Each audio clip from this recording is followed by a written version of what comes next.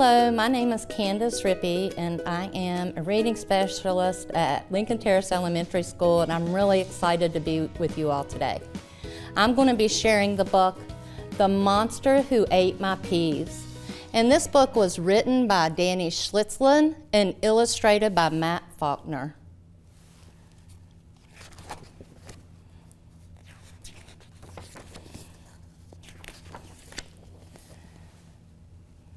"Eat your peas," said my mom, "or you won't get dessert."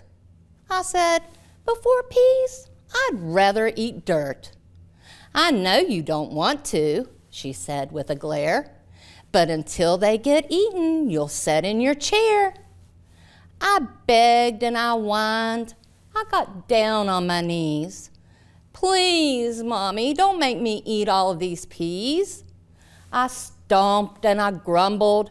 I yelled and I pled. "Why can't I eat corn or potatoes instead?"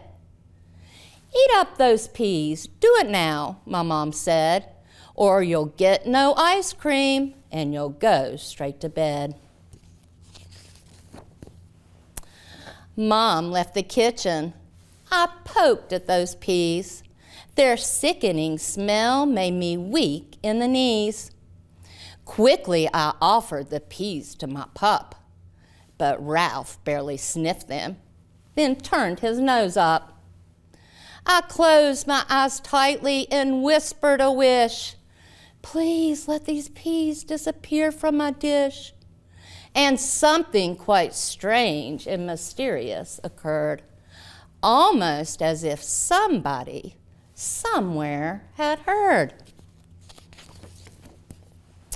For right out of nowhere, a monster appeared. His hair looked like spinach, and so did his beard. His big, bloated body was broccoli green, and his breath, when he sneered, reeked of rotten sardines. Each eyeball resembled a big Brussels sprout. His long, bumpy squash nose was sticking straight out. Large, liver-like lips peeled back to reveal sharp teeth like a shark's and a tongue like an eel. Long octopus tentacles wreathed from his torso. Quite gruesome already, those arms made him more so. His ears were like mushrooms, his chin like a beet, and he balanced himself on two big stinky feet. Just how he got in, I hadn't a clue. My heart skipped a beat as I asked, "Who are you?" He growled, "I'm the monster who helps kids like you. I eat up their eggplant, I eat turnips too. I gobble down foods that make small stomachs quiver, like lima beans, collard greens, spinach, and liver. I came in reply to your pitiful plea, and I'm ready and willing to eat every pea. I'll eat up the big ones, I'll eat up the small, but then you must give me your new soccer ball." I thought of my soccer ball under my bed. I once bounced it 23 times on my head. But then when I looked at the peas on my plate, my brain filled with dread and disgust and with hate. I wonder if he'll let him eat his peas, if he knows that he has to give up his ball. "What is your answer?" the monster demanded. "I don't have much time, so I'll be very candid. Millions of kids want their yucky foods eaten, from Bali to Raleigh, from Chile to Sweden." "Okay," I said finally, "I'll give you my ball. Eat up my peas, eat them up one and all." He laughed a cold laugh, and he picked up each pea and swallowed them down individually. All 64 peas, slimy, gruesome, and green. He ate every one and then licked my plate clean. And after he'd licked and he'd lapped and he'd slurped, he set down my plate and he boorishly burped. Just then, as my mother came back in the room, he vanished, no trace, with a noise that went foom. Mom looked at my plate and she shouted with glee, "You did it! You ate each and every pea!" She gave me a hug and my ice cream so yummy, with chocolate on top, so good in my tummy. Look at him, he doesn't look very happy. I wonder why he doesn't look very happy.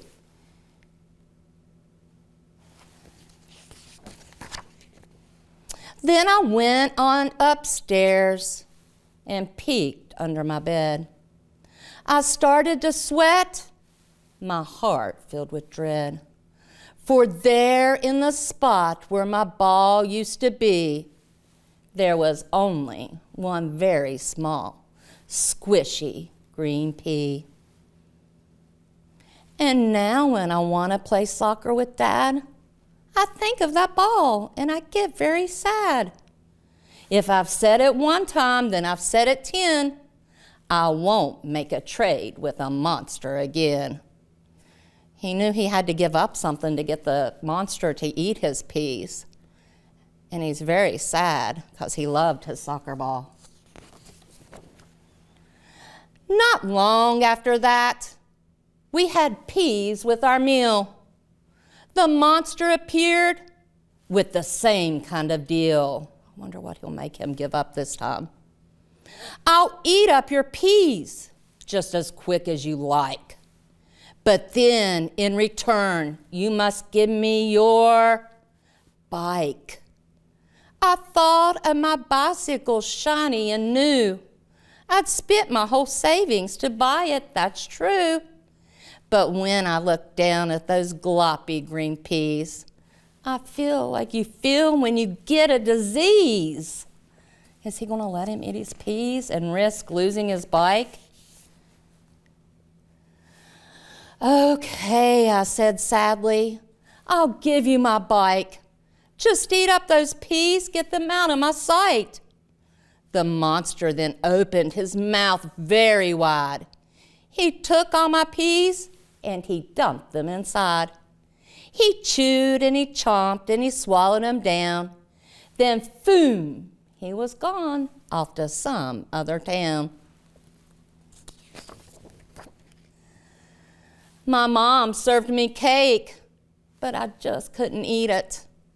I walked to the door, feeling down and defeated. I twisted the knob and I shuffled outside to get on my bike and go for a ride. I looked all around and I started to cry. My bike wasn't out there. I think you know why.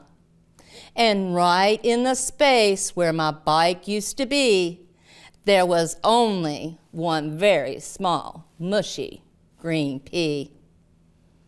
Now when my friends take their bikes for a ride, they never ask me, so I stay home inside. If I've said it one time, then I've said it 10. I won't make a trade with a monster again. A week after that, there were peas in the stew. The monster showed up like he always would do. We know that he's going to have to give up something if he wants the monster to eat his food for him. Let's see what it is this time. The words that he said made my whole body freeze. "Give me your puppy, and I'll eat up your peas." Now he's asking for his dog. I looked down at Ralph. He gazed up at me. I looked at my plate at each ghastly green pea. "Come on," growled the monster, "I'm already late. Just give me your dog and I'll finish your plate." What's he going to do this time? I looked at those peas and I just about gagged. I looked back at Ralph and his scruffy tail wagged. My pup put his cold little nose on my knee. I reached for my fork and I speared a small pea. I opened my mouth and I squinched up my eyes. The pea touched my tongue and I got a surprise. That pea didn't taste like I thought that it would. I had to admit it. That pea tasted good. I picked up another and chewed it and swallowed. Each pea tasted better than those it had followed. I ate every pea till there wasn't a trace, and Ralph thanked me kindly by licking my face. His dog's happy that he didn't give him to the monster. I turned to that monster, that grumpy old guy, to say, I don't need you, and to tell him goodbye. But right in the spot where the monster has stood was only a pea, and it tasted quite good. And now there's not one single food I won't try. If others can't eat it, well then so can I. I'm happier now than I ever have been, and I never will make a trade with a monster again. This is one of my favorite books. If you listened carefully while I was reading, you heard a lot of rhyming words, words that sound alike at the ending and middle sound. With your parents, see how many rhyming words you can come up with. And to make it a little more fun, maybe you could draw pictures to go with those words. The boy in the story, he learned a valuable lesson. He learned to not say that he didn't like something without even trying it at all.